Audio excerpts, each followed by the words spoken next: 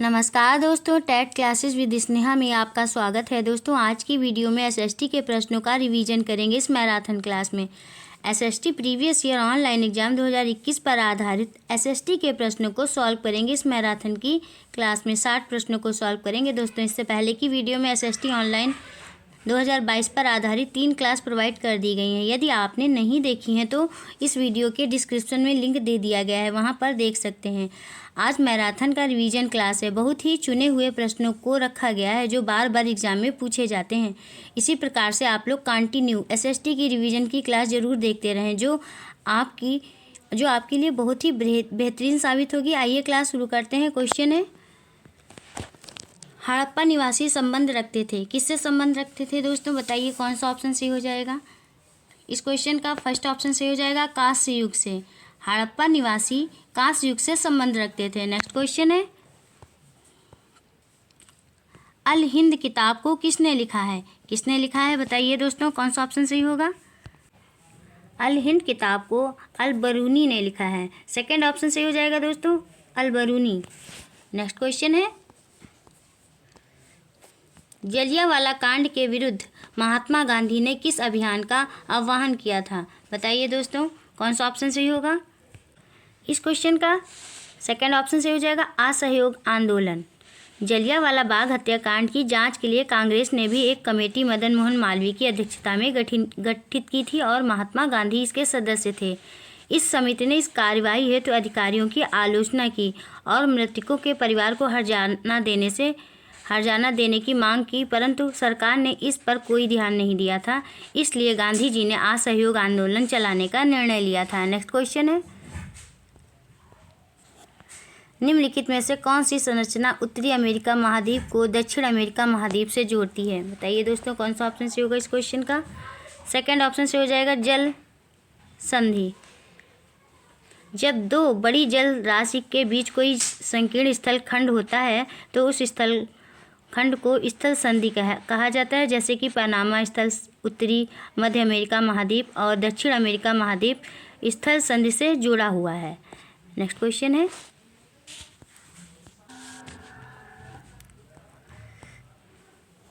राइन घाटी और वासेज पर्वत उदाहरण है। किसके उदाहरण है दोस्तों, कौन सा ऑप्शन सही होगा। इस क्वेश्चन का फर्स्ट ऑप्शन सही हो जाएगा दोस्तों, भ्रंशोत्थ पर्वत। जब पर्वत का बहुत बड़ा भाग टूट जाता है तब ऊर्ध्वाधर रूप से विस्थापित हो जाता है। भ्रंशोत्थ पर्वत का तभी निर्माण होता है। ऊपर उठे हुए खंड को उत्खंड और नीचे धसे हुए खंड को द्रोणिका भ्रंश कहते हैं।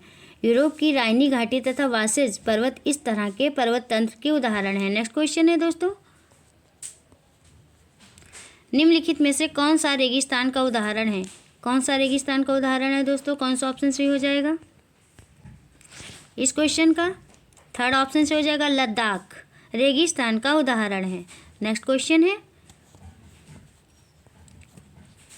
निम्नलिखित में से कौन सा युग भारत में इस्पात उत्पादन केंद्र के संदर्भ विषय हैं? बताइए दोस्तों, इस क्वेश्चन का कौन सा ऑप्शन सही होगा। फर्स्ट ऑप्शन सही हो जाएगा, अलीगढ़ उत्तर प्रदेश। विजयनगर, विशाखापट्टनम और सलेम इस्पात उत्पादन केंद्र हैं, परंतु उत्तर प्रदेश में स्थित अलीगढ़ इस्पात उत्पादन केंद्र नहीं है। यहाँ पर ताले का निर्माण किया जाता है। नेक्स्ट क्वेश्चन है, भारत के कौन से क्षेत्र की भेड़ से पसीना ऊन मिलती है? बताइए दोस्तों, कौन सा ऑप्शन सही होगा इस क्वेश्चन का। फर्स्ट ऑप्शन से हो जाएगा, लद्दाख। पश्मीना ऊन चोंगथांगी या चांगपा नामक बकरी की ऊन होती है। यह बकरी लद्दाख के शीत मरुस्थल में पाई जाती है। नेक्स्ट क्वेश्चन है, विभिन्न समुदायों के लोग विभिन्न प्रकार से एक दूसरे का अभिवादन करते हैं। यह चिन्ह है। बताइए दोस्तों, इस क्वेश्चन का कौन सा ऑप्शन से हो जाएगा। थर्ड ऑप्शन से हो जाएगा, विविधता का। विभिन्न समुदायों के लोग विभिन्न तरीकों से एक दूसरे का अभिवादन करते हैं। यह विविधता का चिन्ह है। विविधता से तात्पर्य है कि ऐतिहासिक, भौगोलिक, धार्मिक, सामाजिक, सांस्कृतिक आधार पर सभी की मान्यताएं भिन्न हैं। सभी अपनी अपनी मान्यताओं के अनुसार अपना जीवन व्यतीत करते हैं। नेक्स्ट क्वेश्चन है, हिंदू उत्तराधिकार अधिनियम 2005 निम्नलिखित में से क्या प्रदान करता है? क्या प्रदान करता है दोस्तों, बताइए। इस क्वेश्चन का कौन सा ऑप्शन से हो जाएगा? सेकंड ऑप्शन से हो जाएगा पिता की संपत्ति पर पुत्र और पुत्री का समान अधिकार। नेक्स्ट क्वेश्चन है, भारत जो कि एक लोकतांत्रिक देश है में सार्वभौमिक वयस्क मताधिकार का अर्थ है। क्या अर्थ है दोस्तों? इस क्वेश्चन का कौन सा ऑप्शन सही होगा? इस क्वेश्चन का फोर्थ ऑप्शन से हो जाएगा दोस्तों, प्रत्येक व्यक्ति जो 18 साल से ऊपर की उम्र का है उसे मत देने का अधिकार है, चाहे सामाजिक या आर्थिक पृष्ठभूमि कैसी भी हो। भारत जो कि एक लोकतांत्रिक देश है में सार्वभौमिक वयस्क मताधिकार है।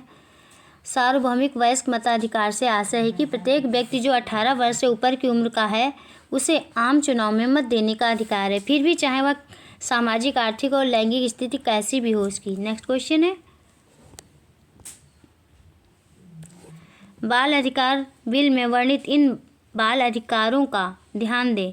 पहला है, मुझे अच्छी शिक्षा का अधिकार है और सब बच्चों को स्कूल जाने के लिए प्रोत्साहित करने का दायित्व सबका है। और सेकंड है, मुझे अपने विचार व्यक्त करने का अधिकार है जिन्हें गंभीरता से लिया जाना चाहिए। सबका दायित्व है कि वे दूसरों को सुने।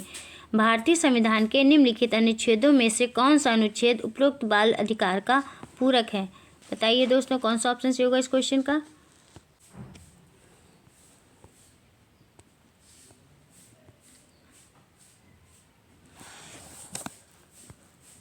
इस क्वेश्चन का फर्स्ट ऑप्शन सही हो जाएगा, अनुच्छेद 21 और 19। नेक्स्ट क्वेश्चन है, भारतीय संविधान की निम्नलिखित विशेषताओं में से कौन सी विशेषता नागरिकों की राज्य की सत्ता के सामने और निरंकुश अधिकार के प्रयोग से रक्षा करती है? इस क्वेश्चन का कौन सा ऑप्शन सही हो जाएगा दोस्तों? सेकंड ऑप्शन से हो जाएगा मौलिक अधिकार। भारतीय संविधान में वर्णित मौलिक अधिकार नागरिकों की राज्य की सत्ता के मनमाने और निरंकुश अधिकार के प्रयोग से रक्षा करते हैं। मौलिक अधिकारों के हनन की स्थिति में व्यक्ति न्यायालय का दरवाजा खटखटा सकता है। नेक्स्ट क्वेश्चन है, यदि न्यायपालिका को लगता है कि संसद द्वारा पारित किया गया कोई कानून संविधान के आधारभूत ढांचे का उल्लंघन कर रहा है तो उसे रद्द करने का उसके पास अधिकार है, यह कहलाता है। इस क्वेश्चन का कौन सा ऑप्शन से होगा दोस्तों? सेकंड ऑप्शन से हो जाएगा न्यायिक समीक्षा। न्यायिक समीक्षा के माध्यम से न्यायालय संसद द्वारा पारित किसी कानून की संवैधानिकता की जांच कर सकता है और यह कानून यदि संविधान के मूल ढांचे का उल्लंघन कर रहा होता है तो न्यायपालिका उस कानून को रद्द कर सकती है। नेक्स्ट क्वेश्चन है, निम्नलिखित में से किसे 1984 की भोपाल गैस त्रसिद्धि का एकदम सही वर्णन मानेंगे? किसे मानेंगे दोस्तों? कौन सा ऑप्शन से हो जाएगा इस क्वेश्चन का? इस क्वेश्चन का फोर्थ ऑप्शन से हो जाएगा कीटनाशक का उत्पादन करने वाले एक प्लांट से जहरीली गैस का रिसाव। 1984 की भोपाल गैस त्रसिद्धि कीटनाशक का उत्पादन करने वाले एक प्लांट से एक जहरीली गैस मिथाइल आइसोसाइनेट के रिसाव के कारण हुई थी। इसमें हजारों लोगों की मौत हो गई थी। नेक्स्ट क्वेश्चन है, भारतीय संविधान की निम्नलिखित विशेषताओं में से कौन सी विशेषता नागरिकों की राज्य की सत्ता के मनमाने और निरंकुश अधिकार के प्रयोग से रक्षा करती है? बताइए दोस्तों, इस क्वेश्चन का कौन सा ऑप्शन सही हो जाएगा? इस क्वेश्चन का सेकंड ऑप्शन सही हो जाएगा मौलिक अधिकार। नेक्स्ट क्वेश्चन है, इतिहास के किस भाग को एक विशेष स्तर पर पढ़ाना है या निर्भर करता है? किस पर निर्भर करता है दोस्तों? कौन सा ऑप्शन सही होगा? थर्ड ऑप्शन सही हो जाएगा इतिहास के लक्ष्यों एवं उद्देश्यों पर। इतिहास के किसी भाग को एक विशेष स्तर पर पढ़ाना है या इस बात पर निर्भर करता है कि इतिहास को पढ़ाने के लक्ष्य और उद्देश्य क्या हैं। इतिहास को जानने के अलग अलग उद्देश्य हो सकते हैं। कोई समझ विकसित करने के लिए पढ़ सकता है या कोई उस समय के समाज को जानने के लिए या फिर कोई धैर्य के लिए पढ़ सकता है या फिर कोई शोध के लिए पढ़ सकता है। नेक्स्ट क्वेश्चन है दोस्तों, इतिहास अध्यापन में अध्यापक को निम्न बिंदुओं पर जोर देना चाहिए। कौन सा ऑप्शन से होगा दोस्तों इस क्वेश्चन का? इस क्वेश्चन का फोर्थ ऑप्शन से हो जाएगा दोस्तों स्रोत विश्लेषण। इतिहास अध्यापन में अध्यापक को स्रोत विश्लेषण के बिंदु पर जोर देना चाहिए। इससे विद्यार्थियों में स्रोत का निष्पक्ष विश्लेषण करने और साथ में सही सूचना से एक विस्तृत समझ विकसित होगी। नेक्स्ट क्वेश्चन है दोस्तों, निम्नलिखित में से कौन सी व्यवस्था संज्ञानात्मक प्रक्रियाओं के संशोधित ब्लूम वर्गीकरण के अनुसार सही क्रम को दर्शाती है? इस क्वेश्चन का कौन सा ऑप्शन सही हो जाएगा दोस्तों? इस क्वेश्चन का फर्स्ट ऑप्शन सही हो जाएगा, स्मृति, अबोध, अनुप्रयुक्त, विश्लेषण, मूल्यांकन व निर्माण। नेक्स्ट क्वेश्चन है,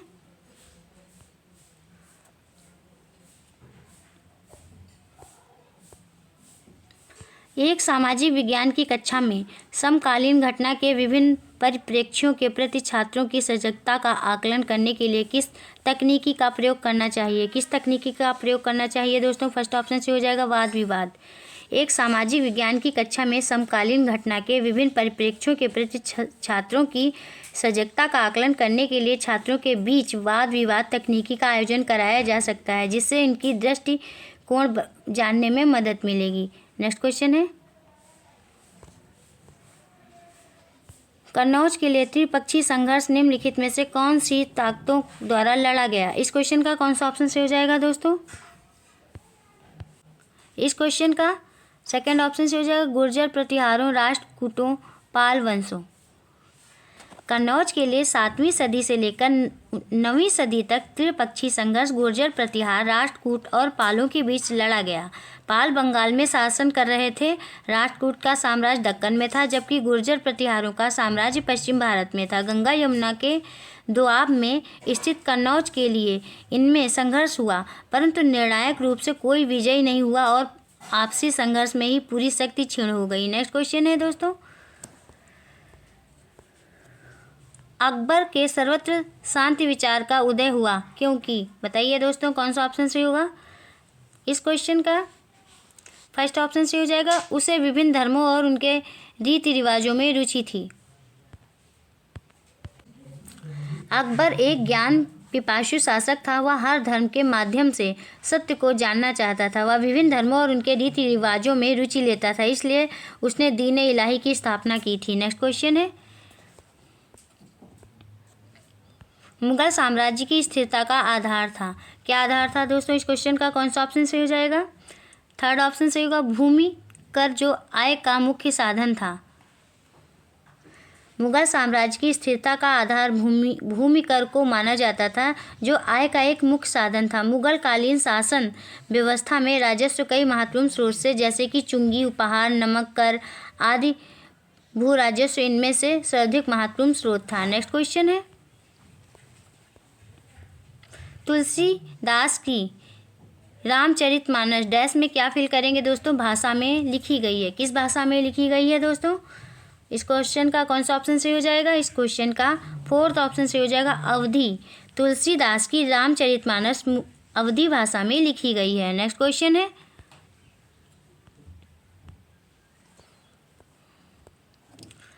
गोंड जनजातियां आज के समय में कौन से राज्यों में बहुसंख्या में फैली हुई हैं?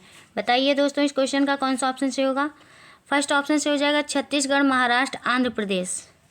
गोंड जनजातियां आज के समय में छत्तीसगढ़, महाराष्ट्र और आंध्र प्रदेश के राज्यों में बहुत संख्या में फैली हुई हैं।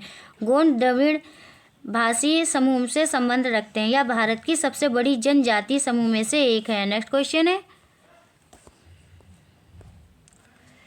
निम्नलिखित में से कौन सा आंदोलन जाति उन्मूलन के विरुद्ध स्पष्ट रूप से अपने प्रभाव के क्षेत्र में मेल खाता है? इस क्वेश्चन का कौन सा ऑप्शन से होगा दोस्तों? इस क्वेश्चन का थर्ड ऑप्शन से हो जाएगा, सत्यशोधक समाज, महाराष्ट्र। जाति उन्मूलन के लिए चलाए जाने वाले आंदोलन में सतनामी आंदोलन आधुनिक हरियाणा में था, मटुआ पंथ बांग्लादेश में था और सत्यशोधक समाज महाराष्ट्र के बम्बई क्षेत्र में था, जबकि आर्य समाज का प्रसार उत्तर भारत में था। नेक्स्ट क्वेश्चन है,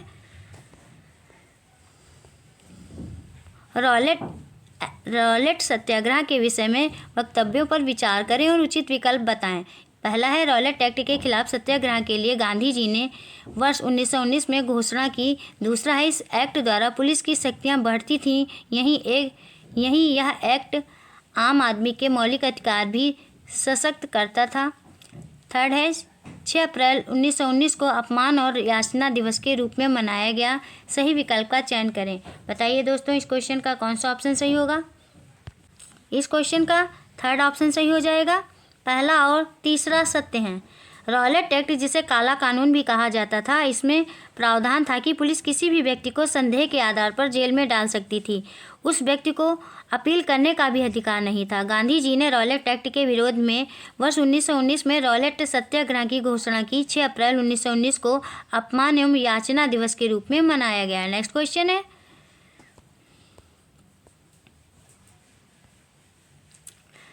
क्वेश्चन है, निम्नलिखित लक्षणों के आधार पर महाद्वीप की पहचान कीजिए। पहला है, विषुवत वृत्त इस महाद्वीप के लगभग मध्य भाग से होकर गुजरती है।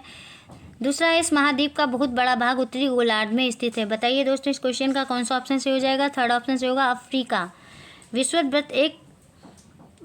वृत्त इस महाद्वीप के लगभग मध्य भाग से होकर गुजरता है। इस महाद्वीप का बहुत बड़ा भाग उत्तरी गोलार्ध में भी स्थित है। यह लक्षण अफ्रीका महाद्वीप के हैं। अफ्रीका विश्व का दूसरा सबसे बड़ा महाद्वीप है, जबकि एशिया विश्व का सबसे पहला महाद्वीप है, प्रथम महाद्वीप है। नेक्स्ट क्वेश्चन है, भूकंप की तीव्रता रिएक्टर स्केल पर मापी जाती है। रिएक्टर पैमाने पर कौन सा मान या सबसे अधिक वस्तुओं के गिरने से क्षति पहुंचा सकता है? इस क्वेश्चन का कौन सा ऑप्शन सही होगा दोस्तों? सेकंड ऑप्शन सही हो जाएगा, 5.0। भूकंप की तीव्रता रिएक्टर स्केल पर मापी जाती है। रिएक्टर पैमाने पर 5 या उससे अधिक का मान वस्तुओं के गिरने से क्षति पहुंचा सकता है। रिएक्टर पैमाने पर मान की संख्या 1 बढ़ने पर तबाही में 10 गुना की वृद्धि होती है। नेक्स्ट क्वेश्चन है, जब कपड़े सूखने में काफ़ी टाइम लगता है और हमारे शरीर का पसीना आसानी से नहीं सूखता, निम्न में से किसकी सहायता से इसे बेहतर समझा जा सकता है? इस क्वेश्चन का कौन सा ऑप्शन सही होगा दोस्तों? थर्ड ऑप्शन सही हो जाएगा, आर्द्रता। वायु में अधिक नमी के कारण कपड़े सूखने में अधिक समय लगता है और हमारे शरीर का पसीना भी आसानी से नहीं सूखता है। नेक्स्ट क्वेश्चन है, भारत के किस क्षेत्र में बौद्ध धर्म तिब्बत पहुंचा? बताइए दोस्तों, इस क्वेश्चन का कौन सा ऑप्शन सही हो जाएगा? इस क्वेश्चन का सेकंड ऑप्शन सही हो जाएगा, लद्दाख। बौद्ध धर्म भारत के लद्दाख क्षेत्र से तिब्बत पहुंचा था। नेक्स्ट क्वेश्चन है, संविधान बनाने वालों ने ये उद्घोषणा करते हुए कि भारत के लोगों के लिए किसी भी एक भाषा, धर्म या संस्कृति को मानना बाध्य नहीं होगा, किस मूल्य को बढ़ावा देने का प्रयास किया था? इस क्वेश्चन का कौन सा ऑप्शन सही होगा दोस्तों? इस क्वेश्चन का थर्ड ऑप्शन सही हो जाएगा, विविधता। संविधान बनाने वालों ने यह उद्घोषणा करते हुए भारत के लोगों के लिए किसी भी एक भाषा, धर्म या संस्कृति को मानना बाध्य नहीं है। वह अपनी स्वेच्छा से किसी भी धर्म या भाषा या संस्कृति को अपना सकते हैं या विविधता के मूल्य को बढ़ावा देता है। नेक्स्ट क्वेश्चन है, भारत में सरकार के कितने स्तर मौजूद हैं? कितने स्तर मौजूद हैं दोस्तों? इस क्वेश्चन का थर्ड ऑप्शन से हो जाएगा, 3। भारत में सरकार के 3 स्तर मौजूद हैं। केंद्र स्तर पर संघ सरकार और राज्य के स्तर पर राज्य सरकारें और स्थानीय स्तर पर स्थानीय सरकारें। नेक्स्ट क्वेश्चन है, माता पिता या अभिभावकों के मौलिक कर्तव्य क्या हैं? क्या है मौलिक कर्तव्य दोस्तों?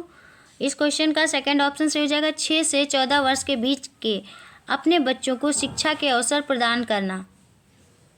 भारतीय संविधान के अनुच्छेद 51 में वर्णित 11वें मूल कर्तव्य में कहा गया है कि माता पिता या अभिभावकों को यह कर्तव्य होगा कि वह अपने 6 से 14 वर्ष के बीच की आयु के बच्चों को शिक्षा के अवसर प्रदान करें। नेक्स्ट क्वेश्चन है, संविधान के किस भाग को प्रायः इसकी अंतरात्मा कहा जाता है? इस क्वेश्चन का कौन सा ऑप्शन से होगा दोस्तों? फर्स्ट ऑप्शन से हो जाएगा, मूल अधिकार। भारतीय संविधान के भाग 3 में वर्णित मूल अधिकारों को संविधान की अंतरात्मा कहा गया है। डॉक्टर भीमराव अम्बेडकर ने संविधान के अनुच्छेद 32 में वर्णित संवैधानिक उपचारों के अधिकार को संविधान का हृदय और आत्मा कहा है। नेक्स्ट क्वेश्चन है, निम्नलिखित में से कौन से विषय पर अध्यापक शिक्षण की विधि के तौर पर वाद विवाद बहस का आयोजन कर सकता है? इस क्वेश्चन का कौन सा ऑप्शन से हो जाएगा दोस्तों? पर्यावरण तथा विकास पर अध्यापक शिक्षण की विधि के तौर पर वाद विवाद बहस का आयोजन कर सकता है। पर्यावरण एवं विकास का विषय क्षेत्र बहुत विस्तृत और भिन्न है। इस क्वेश्चन का फोर्थ ऑप्शन से होगा दोस्तों। नेक्स्ट क्वेश्चन है, निम्नलिखित में से आकलन की कौन सी रूपरेखा बच्चों में आत्म आकलन तथा आत्म अधिगम के अवसर प्रदान करती है? इस क्वेश्चन का कौन सा ऑप्शन सही हो जाएगा? इस क्वेश्चन का थर्ड ऑप्शन सही हो जाएगा, अधिगम की तरह आकलन। अधिगम की तरह आकलन आकलन की रूपरेखा बच्चों में आत्म आकलन तथा आत्म अधिगम के अवसर प्रदान करती है। नेक्स्ट क्वेश्चन है, निम्नलिखित का सुमेल करें। सुमेल करें दोस्तों, कौन सा ऑप्शन सही होगा? क्वेश्चन का थर्ड ऑप्शन सही हो जाएगा दोस्तों, भीमबेटका राजगृह इनाम गांव एवं ब्रह्मगिरी ऐतिहासिक पुरातात्विक स्थल है। भीमबेटका मध्य प्रदेश में स्थित है, राजगृह बिहार में स्थित है, जो कि 16 महाजनपदों के समय मगध साम्राज्य की राजधानी हुआ करता था। इनाम गांव वर्तमान महाराष्ट्र में स्थित है, जबकि ब्रह्मगिरी कर्नाटक राज्य में स्थित है। नेक्स्ट क्वेश्चन है, निम्नलिखित में से किस ग्रह को पृथ्वी का जुड़वां ग्रह माना जाता है, क्योंकि इसका आकार एवं आकृति लगभग पृथ्वी के ही समान है? बताइए दोस्तों, इस क्वेश्चन का कौन सा ऑप्शन सही होगा? इस क्वेश्चन का फोर्थ ऑप्शन सही हो जाएगा, शुक्र। घनत्व, आकार और व्यास में पृथ्वी के समान होने के कारण शुक्र ग्रह को पृथ्वी का जुड़वां ग्रह या पृथ्वी की जुड़वां बहन भी कहा जाता है। पृथ्वी का सबसे निकटतम ग्रह भी है। इसे सांझ का तारा या भोर का तारा भी कहा जाता है। यह सबसे चमकीला ग्रह सबसे चमकीला दिखाई देता है। नेक्स्ट क्वेश्चन है, निम्नलिखित सूची पर विचार करें। कृष्णा, कावेरी, गोदावरी, तापी और महानदी निम्नलिखित सूची में से कौन सा एक दूसरे से भिन्न है? बताइए दोस्तों, कौन सा भिन्न है? इस क्वेश्चन का फोर्थ ऑप्शन सही हो जाएगा, तापी। कृष्णा, कावेरी, गोदावरी, तापी और महानदी में से तापी नदी अन्य नदियों से भिन्न है। कृष्णा, कावेरी, गोदावरी और महानदी बंगाल की खाड़ी में जाकर गिरती हैं, जबकि तापी नदी अरब सागर में अपना जल विसर्जित करती है। नेक्स्ट क्वेश्चन है, निम्नलिखित में से कौन सा कथन सही है? बताइए दोस्तों, कौन सा कथन सही है? इस क्वेश्चन का सेकंड ऑप्शन सही होगा, भारत के अधिकतर भागों में उष्णकटिबंधीय पर्णपाती वन पाए जाते हैं। जलवायु द्वारा वनस्पति का निर्धारण होता है। तापमान एवं वर्षा जलवायु के मुख्य तत्व हैं। मध्यम वर्षा प्राप्त करने के कारण भारत के अधिकांश भागों में उष्णकटिबंधीय पर्णपाती वन पाए जाते हैं। नेक्स्ट क्वेश्चन है, निम्न में से कौन सी मौसमी पवनों का उदाहरण है? बताइए दोस्तों, कौन सा ऑप्शन सही होगा? इस क्वेश्चन का फोर्थ ऑप्शन सही हो जाएगा, मानसूनी पवने। मानसूनी पवने मौसमी पवनों का उदाहरण है, जो पवने वर्ष भर एक समान और एक निश्चित दिशा में प्रवाहित होती हैं। उन्हें ग्रही पवन कहते हैं। मौसम के अनुसार अपनी दिशा परिवर्तित करने वाली पवनों को मौसमी पवने या मानसूनी पवने कहा जाता है, जबकि किसी क्षेत्र विशेष में प्रवाहित होने वाली पवनों को स्थानीय पवन कहा जाता है। नेक्स्ट क्वेश्चन है दोस्तों, परंपरागत तरीके से घने जंगलों, गर्म व ठंडे रेगिस्तानों में आखेट संग्रहण, स्थानांतरी कृषि व ऋतु प्रवास हेतु लोग डैश में क्या फील करेंगे? बनाते हैं। इस क्वेश्चन का कौन सा ऑप्शन सही होगा दोस्तों? सेकंड ऑप्शन सही हो जाएगा, अस्थायी बस्तियां। परंपरागत तरीके से घने जंगलों, गर्म व ठंडे रेगिस्तानों में आखेट संग्रहण, स्थानांतरी कृषि व ऋतु प्रवास हेतु लोग अस्थायी जीवन के कारण अपनी अस्थायी बस्तियां बसाते हैं। ये लोग कार्य का उद्देश्य पूर्ण होने पर कहीं दूसरी जगह चले जाते हैं। नेक्स्ट क्वेश्चन है, निम्नलिखित में से कौन सा आयु समूह जनसंख्या में कार्यशील आयु समूह को दर्शाता है? इस क्वेश्चन का कौन सा ऑप्शन सही होगा दोस्तों? सेकंड ऑप्शन सही हो जाएगा, 15 वर्ष से 65 वर्ष तक के बीच का आयु समूह। 15 वर्ष से अधिक या 65 वर्ष से कम आयु वर्ग के समूह को जनसंख्या में कार्यशील आयु समूह कहा जाता है। वहीं 15 वर्ष से कम या 65 वर्ष से अधिक के आयु समूह को जनसंख्या का आश्रित समूह कहा जाता है। नेक्स्ट क्वेश्चन है,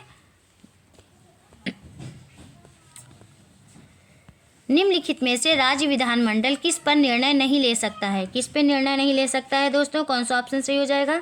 सेकंड ऑप्शन सही हो जाएगा, भारतीय सेना में सैनिकों की भर्ती। भारतीय संविधान की अनुसूची 7 में तीन सूचियां, संघ सूची, राज्य सूची और समवर्ती सूची का वर्णन है। संघ सूची के विषय पर केंद्र सरकार कानून बनाती है, जबकि राज्य सूची के विषय पर राज्य सरकारें कानून बनाती हैं। समवर्ती सूची के विषय पर दोनों कानून बना सकती हैं। भारतीय सेना में सैनिकों की भर्ती केंद्रीय विषय है। इसलिए सभी राज्य सूची के विषय में है। जिन पर राज्य विधानमंडल निर्णय ले सकता है। नेक्स्ट क्वेश्चन है, इनमें से अतिरिक्त लोकतंत्र निम्नलिखित में से सभी की गुणवत्ता में सुधार कर सकता है। इस क्वेश्चन का कौन सा ऑप्शन सही होगा दोस्तों? इस क्वेश्चन का थर्ड ऑप्शन सही हो जाएगा, इच्छाएं और अपेक्षाएं। लोकतंत्र इच्छाएं एवं अपेक्षाओं के अतिरिक्त सभी की गुणवत्ता में सुधार करता है। इच्छाएं एवं अपेक्षाएं आंतरिक अनुभूतियां हैं जिनका संतुष्ट होना व्यक्ति पर निर्भर करता है। नेक्स्ट क्वेश्चन है, भारतीय संविधान का कौन सा भाग व्यक्ति के प्रति राज्य के कर्तव्यों से संबंधित है? इस क्वेश्चन का कौन सा ऑप्शन सही होगा दोस्तों? फर्स्ट ऑप्शन सही हो जाएगा, नीति निर्देशक तत्व। भारतीय संविधान का भाग 4 राज्य के नीति निर्देशक तत्व जो संविधान के अनुच्छेद 36 से 51 में वर्णित है, व्यक्ति के प्रति राज्य के कर्तव्यों से संबंधित है। नेक्स्ट क्वेश्चन है, यदि सर्वोच्च न्यायालय अपने निर्णयों से संसद द्वारा पारित किसी कानून को मौलिक अधिकारों का उल्लंघन के आधार पर निरस्त कर देता है तो यह डैश में क्या फिल करेंगे दोस्तों? कहलाएगा। इस क्वेश्चन का सेकंड ऑप्शन सही हो जाएगा, न्यायिक पुनर्निरीक्षण। यदि सर्वोच्च न्यायालय अपने निर्णयों से संसद द्वारा पारित किसी कानून को मौलिक अधिकारों का उल्लंघन होने के आधार पर निरस्त कर देता है तो इसे न्यायिक पुनर्निरीक्षण कहा जाता है। न्यायिक पुनर्निरीक्षण के माध्यम से न्यायालय किसी कानून की संवैधानिकता की जांच करता है। जब न्यायालय आगे बढ़कर विषयों को अपने संज्ञान में लेने लगे तब उसे न्यायिक प्रक्रिया कहा जाता है। नेक्स्ट क्वेश्चन है, माध्यमिक स्तर पर सामाजिक विज्ञान में मुख्यतः शामिल तत्व हैं। कौन से तत्व शामिल हैं दोस्तों? इस क्वेश्चन का कौन सा ऑप्शन सही होगा? फर्स्ट ऑप्शन सही हो जाएगा, इतिहास, भूगोल, राजनीति विज्ञान और अर्थशास्त्र। माध्यमिक स्तर पर सामाजिक विज्ञान में इतिहास, भूगोल, राजनीति विज्ञान और अर्थशास्त्र जैसे तत्व शामिल किए जाते हैं। नेक्स्ट क्वेश्चन है, निम्नलिखित में से कौन सा कथन इतिहास विज्ञान की तरह का समर्थन करता है? इस क्वेश्चन का कौन सा ऑप्शन सही होगा दोस्तों? फोर्थ ऑप्शन सही हो जाएगा, बाकी प्राकृतिक विज्ञानों की तरह इतिहास तथ्यों को स्थापित करने और अर्थ लगाने के लिए अपनी तकनीकी का अनुसरण करता है। नेक्स्ट क्वेश्चन है, एकीकृत कक्षाओं में शिक्षक को कक्षा के भाग के रूप में निम्नलिखित नहीं मिल सकता है। इस क्वेश्चन का कौन सा ऑप्शन सही होगा दोस्तों? फोर्थ ऑप्शन सही हो जाएगा, प्ले स्टेशन। एकीकृत कक्षाओं में शिक्षक को कक्षा के भाग के रूप में प्ले स्टेशन नहीं मिल सकता है। बाकी अन्य सभी कक्षा के हिस्से हैं जिनका उपयोग वह कक्षा अधिगम शिक्षण प्रणाली में करता है। नेक्स्ट क्वेश्चन है, सामाजिक अध्ययन में इकाई विश्लेषण केंद्रित है। किस पर केंद्रित है दोस्तों? कौन सा ऑप्शन सही हो जाएगा? इस क्वेश्चन का फर्स्ट ऑप्शन सही हो जाएगा, थीम आधारित संप्रत्यों की बेहतर समझ पैदा करने के लिए। सामाजिक अध्ययन में कई विश्लेषण थीम आधारित संप्रत्यों को बेहतर समझ पैदा करने पर केंद्रित है। नेक्स्ट क्वेश्चन है, सेकेंडरी स्रोत के उदाहरण में शामिल है। कौन सा ऑप्शन सही होगा दोस्तों? इस क्वेश्चन का फोर्थ ऑप्शन सही हो जाएगा, पाठ्य पुस्तकें, शब्दकोश, विश्वकोश, जीवनी और शोध प्रबंध आदि। प्राथमिक स्रोत से उत्पन्न स्रोतों को सेकेंडरी स्रोत कहा जाता है। इसमें शामिल है पाठ्य पुस्तकें, शब्दकोश, विश्वकोश, जीवन और शोध प्रबंध आदि। नेक्स्ट क्वेश्चन है, परियोजना पद्धति किस सिद्धांत पर आधारित है? किस सिद्धांत पर आधारित है दोस्तों? कौन सा ऑप्शन सही हो जाएगा? इस क्वेश्चन का थर्ड ऑप्शन सही होगा, सामाजिक अनुभव का सिद्धांत। परियोजना पद्धति सामाजिक अनुभव के सिद्धांत पर आधारित है। नेक्स्ट क्वेश्चन है, निम्नलिखित में से कौन गतिशील चरण में शिक्षार्थियों को सीखने में उनकी प्रगति के प्रति जागरूक होने में मदद करेगा? कौन सा ऑप्शन सही होगा दोस्तों? इस क्वेश्चन का फर्स्ट ऑप्शन सही हो जाएगा, निर्माणात्मक मूल्यांकन। निर्माणात्मक मूल्यांकन या रचनात्मक मूल्यांकन गतिशील चरण में शिक्षार्थियों को सीखने में उनकी प्रगति के प्रति जागरूक होने में मदद करेगा। नेक्स्ट क्वेश्चन है, एक भावी शिक्षक निर्देशात्मक उद्देश्यों में से एक को लिखता है।